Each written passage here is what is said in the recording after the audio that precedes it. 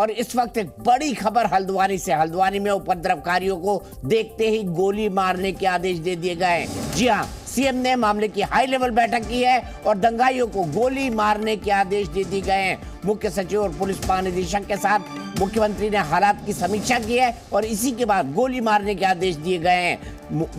मुख्यमंत्री ने वहां पर लोगों से शांति बनाए रखने की भी अपील की है। दंगाइयों से निपटने के लिए निर्देश दिए गए हैं पुलिस को। डीएम ने वन भूलपुरा ये जगह है वहाँ की जहाँ का पूरा मामला है, जहाँ पर एक थाने के अंदर आग लगा दी गई है, पुलिस की गाड़ियों में आग लगा दी गई है। बताया जा रहा है 100 सुरक्षाकर्मी, पुलिसकर्मी और प्रशासन के लोग जो है वो घायल हैं और 500 से 600 ये लोग गए थे और ऐसा माना जा रहा है कि इनमें से कुछ फंसे हुए भी हैं। हमारे सहयोगी जो है हमारे साथ थोड़ी देर बाद जुड़ेंगे इस पूरे मामले पर अपडेट के लिए। लेकिन आप देखिए कितनी एक अवैध मजार और मस्जिद को गिराने के लिए गए थे। ये वही इलाका है जहां पर सुप्रीम कोर्ट ने कहा था कि भाई 50,000 की आबादी है, यहां पर 50,000 जो है मुसलमान लोग रहते हैं और यहाँ पर इस मानवीय पक्ष को ध्यान में रखा जाए। लेकिन अवैध मजार और अवैध मस्जिद जब तोड़ दे गए तब उसके बाद यहाँ पर आगजनी हुई है थाने के अंदर। सुनते हैं मुख्यमंत्री ने क्या कहा। हल्द्वानी के बनभूलपुरा क्षेत्र में न्यायालय के आदेशों के क्रम में प्रशासन की टीम अवैध अतिक्रमण को हटाने गई थी। वहाँ पर कुछ अराजक तत्वों के द्वारा पुलिस के साथ झड़प हुई है, पुलिस के साथ संघर्ष हुआ है वहाँ पर और कुछ पुलिस के लोगों को, प्रशासन के लोगों को चोटें आई हैं। वहाँ पर अभी तत्काल अन्य कंपनियाँ पुलिस की और केंद्रीय बलों की भेजी जा रही है। सभी से शांति बनाने का हमने अपील की है, कर्फ्यू लगा दिया गया है और जो भी इसमें दंगाई होंगे, जो भी इस प्रकार का अतिक्रमणकारी होंगे जिन्होंने आगजनी की है, उनके खिलाफ कठोर कार्रवाई की जाएगी। तो सीधे चलते हैं मेरे सहयोगी सुरेंद्र डसीला के पास। सुरेंद्र, क्या नया अपडेट? गोली मारने के आदेश दे दिए गए हैं, कितने लोगों को वहां से रेस्क्यू किया गया है अभी तक? अंदर से क्या हालात मिल रहे हैं? कितने लोग वहां पर और अभी भी फंसे हो सकते हैं इन इलाकों के अंदर, प्रशासन और पुलिस के? दीपक जी, मुख्यमंत्री ने जो हाई लेवल मीटिंग बुलाई थी उसके बाद डीएम नैनीताल ने कर्फ्यू के आदेश दे दिए हैं। बनभूलपुरा क्षेत्र में पूरा कर्फ्यू लगा दिया गया है और इसके अलावा रैपिड एक्शन फोर्स की भी टीमें बुलाई जा रही हैं। जो लोग फंसे हुए थे उनको निकालने की कोशिश है, लेकिन प्रशासन ये नहीं बता पाता कि अंदर अभी लोग फंसे हैं या अधिकतर लोग निकाले जा चुके हैं। ये तो जरूर बताया जा रहा है कि जो घायल है उनका इलाज अस्पताल में चल रहा है, लेकिन अंदर अभी लोग फंसे हैं। इसको लेकर पुलिस की टीमें लगातार काम कर रही है क्योंकि जो पूरा क्षेत्र है वहां अभी पुलिस की टीम अंदर नहीं जा रही है। जब नफरी बढ़ जाएगी पुलिस की, उसके बाद टीमों को अंदर की ओर भेजा जाएगा। लेकिन अब ये आदेश कर दिए गए हैं कि वहां फ्लैग मार्च किया जाए और लोगों को ये बता दिया जाए कि आज से आपके क्षेत्र में कर्फ्यू लगा दिया गया है। अगर कोई बाहर निकलेगा तो फिर उसके खिलाफ कार्रवाई होगी और दंगाई अगर दिखेंगी तो उनको गोली मारने का आदेश है। और अब ये माना जा रहा है कि स्थिति को कंट्रोल अगले कुछ घंटों में किया जा सकता है। फोर्स को बढ़ाया जा रहा है, जो लगातार हम कह रहे थे दीपक जी कि तमाम जनपदों से पुलिस फोर्स बुलाया गया है। अब मुख्यमंत्री ने सीधे आदेश दिए हैं कि अगर इस तरह की गतिविधियों में लोग लिप्त पाए जाते हैं उनके खिलाफ ठोस कार्रवाई हो, जिसके बाद डीएम ने गोली मारने के तक आदेश दंगाइयों के लिए दे दिए हैं। वरुण, ये भी जानना चाहूंगा बात बिगड़ी कैसे, क्योंकि वहां पर अवैध मजारे और अवैध अतिक्रमण तो हटाए ही जा रहे हैं, बात किस कारण से बिगड़ गई इतनी? देखिए दीपक जी, ये जो पूरा क्षेत्र था मलिक का बगीचा, इसमें अवैध मस्जिद थी, इसमें अवैध मदरसा था, जिस पर नोटिस जारी किया गया था बाकायदा प्रशासन की ओर से। बताया गया था कि ये अवैध है, इसको हटाया जाएगा और इसके लिए बाकायदा लोगों के बीच में आपसी सहमति बनाने की भी कोशिश हुई। सारी चीजें होने के बाद ही प्रशासन ने काम किया, लेकिन ये लगता है कि ये पूरा एक बड़ा षड्यंत्र था, एक बड़ी तैयारी थी। इस तरह से पूरी प्लानिंग लोगों की रही है, क्योंकि जैसे ही ये कार्रवाई होती है उसके बाद वहां पथराव शुरू हो जाता है, बड़ी मात्रा में पत्थर वहां मिलते हैं। तो ये सारी चीजें बताती हैं कि एक बड़ा षड्यंत्र था जिसको पूरी तरीके से लोगों ने किया है। और उनको उकसाने वाले लोग कौन हैं इसमें कौन लोग शामिल हैं अब इसको भी जांचा जाए। इंटेलिजेंस की तमाम टीमें, चाहे वो स्टेट गवर्नमेंट की लोकल इंटेलिजेंस टीम हो या फिर आईबी की टीमें हैं, वो टीमें भी काम कर रही हैं। लेकिन सबसे पहले प्राथमिकता अभी प्रशासन की यह है कि वहां किसी भी तरह से अब घटनाएं ना बढ़े। मोबाइल कनेक्टिविटी, इंटरनेट कनेक्टिविटी उस क्षेत्र की काटी जा रही है, वहां अवरोध की जा रही है ताकि दुष्प्रचार ना फैले, ताकि इस घटना का एग्रेशन आपको कहीं और जगह ना देखने को मिले और दो पक्षों के बीच में तनाव ना हो। इसको कंट्रोल करने की फिलहाल कोशिश है।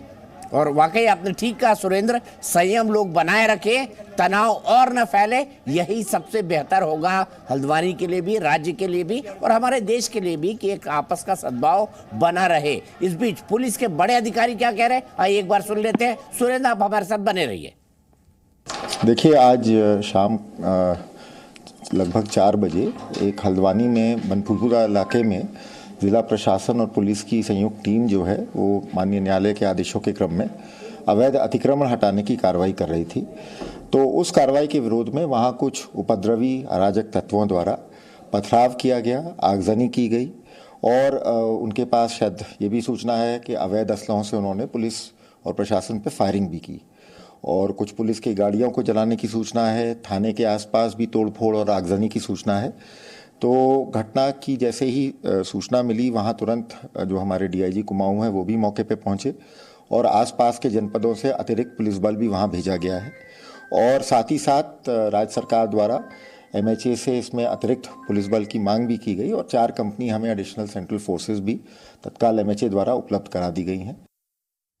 ठीक है, तो पुलिस कह रही है कि जब ये आदेश जो था अदालत का, उसको तामील करते हुए, उसका पालन करते हुए ये अवैध निर्माण गिराने की कार्रवाई करी जा रही थी। एक अवैध मजार थी, एक अवैध मस्जिद थी, एक अवैध मदरसा था, ये कहना है पुलिस के अधिकारियों का। यही कहना है हमारे सहयोगी सुरेंद्र डसीला को। जब पुलिस इस इलाके में, चूंकि ये बहुत सकरा इलाका है, इस इलाके में पुलिस पहुंचती है तो पुलिस को जो है सामना करना पड़ता है विरोध का। पहले पथराव होता है, फिर उसके बाद आगजनी हो जाती है और फिर उसके बाद बगल के एक थाने के अंदर आग लगा दी जाती है, गाड़ियों और वाहनों को फूंक दिया जाता है। देखिए पुलिस वाले किस तरह से गाड़ियों में लगी आग को बुझाने की कोशिश कर रहे हैं, किस तरह से पुलिस के जो वाहन है उसके अंदर, उसके ऊपर पत्थर फेंके गए हैं। मैं आज तक नहीं समझ पाया कि पथराव जब होता है तो इतने पत्थर मिल कहाँ जाते हैं लोगों को एक साथ, कि गाड़ियां भी टूट जाती है, उसके विंडस्क्रीन भी टूट जाते हैं। सुरेंद्र, आगे का कोई नया अपडेट? दीपक जी, बिल्कुल अभी प्रशासन की टीमें यही स्थिति को कंट्रोल करने की कोशिश कर रहे हैं और जो ज्यादा से ज्यादा लोग वहां फंसे थे, थाने के पुलिसकर्मी, उन लोगों के बारे में पता किया जा रहा है कि वहां ऐसा तो नहीं कि प्रशासन के लोग अभी भी अंदर फंसे हुए हों। जो लोग घायल हैं उनको उपचार दिया जा रहा है। मुख्यमंत्री ने उनके बारे में भी पूछा है और अब पूरी प्लानिंग ये है कि ज्यादा से ज्यादा फोर्स बुलाकर पूरे बनभूलपुरा के क्षेत्र को चारों ओर से पुलिस प्रोटेक्शन से घेरा जाए, ताकि अब उपद्रवी एक जगह से बाहर ना निकल सके। और दूसरा, जब पर्याप्त फोर्सेज हो जाएंगे, जब पूरा पैरामेडिकल फोर्सेज हो जाएगा, फिर फ्लैग मार्च शुरू होगा। लेकिन जल्दबाजी प्रशासन अभी नहीं कर रहा है, क्योंकि अभी अंदर की जो जिस तरह की टोपोग्राफी मैंने बताई, कंकरी गलियां हैं और बहुत तनावपूर्ण स्थिति है। और सबसे बड़ी बात है कि ये इलाका रेलवे ट्रैक से होता हुआ जाता है। प्रशासन रेलवे को भी प्रोटेक्शन दे रहा है, क्योंकि ट्रेनें रात में और सुबह जाती हैं, इसलिए किसी तरह का दुष्प्रभाव ना पड़े, कोई और ज्यादा इसका बड़ा इम्पैक्ट ना हो, इस पर भी प्रशासन की नजर है कि किस तरह से हम सारी चीजों को सेव करते हुए इस कार्रवाई को करना है। इसलिए अभी फोर्स की संख्या को ज्यादा से ज्यादा बढ़ाया जाए। ठीक है सुरेंद्र, मैं ये भी जानना चाहूंगा आपसे कि वहां पर आसपास के जिले किस तरीके से हैं, किस तरह की उनकी टोपोग्राफी है और इसको लेकर क्या क्या इतिहास बरता जा रहा है कि आगे ये जो चिंगारी है ये आगे किसी बड़ी आग में न भड़के। बिल्कुल, देखिए दीपक जी, उधम सिंह नगर में आज से करीब 10 साल पहले उधम सिंह नगर में किस तरह की चिंगारी फैली है, रुद्रपुर में बड़ा दंगा उस दौरान हुआ था। और सबसे बड़ी बात, आप जानते हैं कि उत्तराखंड का बॉर्डर खत्म होते ही रामपुर, पहेड़ी, बरेली, मुरादाबाद, ये तमाम एरिया आते हैं। तो इसलिए प्रशासन ये चाहता है कि ये आग उत्तर प्रदेश की ओर ना फैले, इसलिए सबसे पहले मोबाइल कनेक्टिविटी को बंद किया गया है, इंटरनेट को वहाँ बंद किया गया है और दूसरा, तमाम बॉर्डर सील किए गए हैं। बाहर से कौन लोग अंदर आ रहे हैं, किस तरह के लोग हैं, अब ये सारी जो कवायद है वो शुरू हो गई है। उत्तराखंड के तमाम बॉर्डर जो उधम सिंह नगर से लगते हैं या फिर जो हरिद्वार जनपद की ओर से लगते हैं, उन पर सघन चेकिंग शुरू हो गई है। उत्तर प्रदेश ने भी अपनी ओर से प्रोटेक्शन को बढ़ा दिया है। उत्तर प्रदेश के पुलिस अधिकारियों से भी उत्तराखंड ने मदद मांगी है, तो हो सकता है उत्तर प्रदेश की ओर से भी आपको फोर्स वहां देखने को मिले। अब सबसे बड़ी कोशिश, जो आपने बहुत वाजिब सवाल पूछा कि ये चिंगारी दूसरी ओर ना फैले, सबसे बड़ी कोशिश यही है कि हल्द्वानी से ये आग बरेली, रामपुर, बहेड़ी या फिर उधम सिंह नगर तक ना फैले, उसको कंट्रोल करने की फिलहाल कोशिश है। तो बंधुलपुरा क्षेत्र में पूरी आवाजाही लोगों की अभी फिलहाल बंद की गई है। ठीक है, और मैं आपसे फिर एक बार अपडेट चाहूंगा, क्या कोई जानकारी मिल पा रही है कि कितने लोग अभी अंदर फंसे हुए हैं, कितने प्रशासन और पुलिस के लोगों को निकालना है? क्योंकि आपने कहा 500 से 700 प्रशासन, पुलिस और अन्य कर्मचारी अंदर गए थे, जिसमें से 100 लोग घायल हैं, कुछ अंदर हो सकते हैं। मैं कोई अटकल नहीं लगाना चाहता हूँ, कोई पुख्ता जानकारी आपके पास? देखिए दीपक जी, प्रशासन इस मामले में अभी बहुत खुलकर जानकारी नहीं दे रहा है। प्रशासन का ये कहना है कि जो घायल हैं, पहली प्राथमिकता उनके इलाज की है और जो लोग अंदर फंसे हुए हैं, जिनसे संवाद हुआ है, उनको निकालने की है।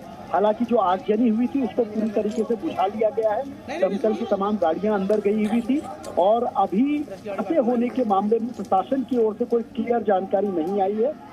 लेकिन अगर आर्थिक तौर पर क्षति की बात करूं तो बहुत ज्यादा नुकसान हो चुका है। गाड़ियों का नुकसान है, थाने को आग लगाई गई थी, ट्रांसफार्मर को, आप देखिए किस हद तक लोग इस पूरे मामले में इन्वॉल्व हुए हैं कि ट्रांसफार्मर तक को लोगों ने आग लगा दी है। तो आप समझिए कि किस तरह के हालात यहाँ पर रहे होंगे।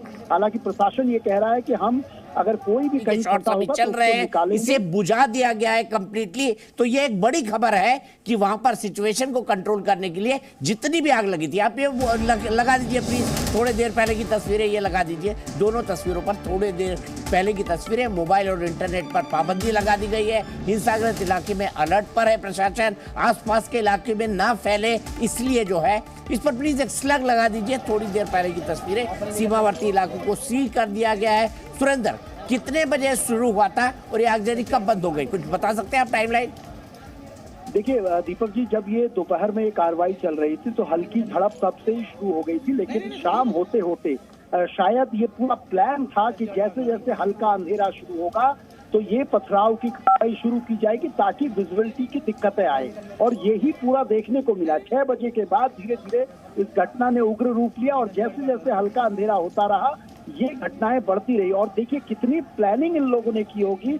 मलिक के बगीचे में जहां पूरा फोर्स तैनात था वहां बड़ी घटना नहीं की गई, उसके अलावा जो थाने और थाने के आसपास की जगह थी, सबसे पहले आगजनी की शुरुआत वहां से की गई ताकि ये लोग ये सोचते, ये इनका पूरा प्लान था कि सारा फोर्स जो है वो अवैध मदरसे और अवैध मस्जिद को हटाने में लगा हुआ है और जिस जगह पर फोर्स कम होगा वहां से शुरुआत होगी। और ये पूरा प्लान तरीके से दिखता है। हालांकि ये पूरा जांच के बाद क्लियर होगा कि ये घटना किस तरीके से अंजाम दी गई, लेकिन जो शुरुआती जानकारी मिल रही है उसमें यही है कि ये पूरी तरीके से षड्यंत्र रचा गया है जो शुरुआत में दिख रहा है। ठीक है, बहुत बहुत शुक्रिया सुरेंद्र, लगातार आप अपडेट लेते रहिए। हम जी न्यूज पर आपको पल पल का अपडेट देते रहेंगे। जी न्यूज।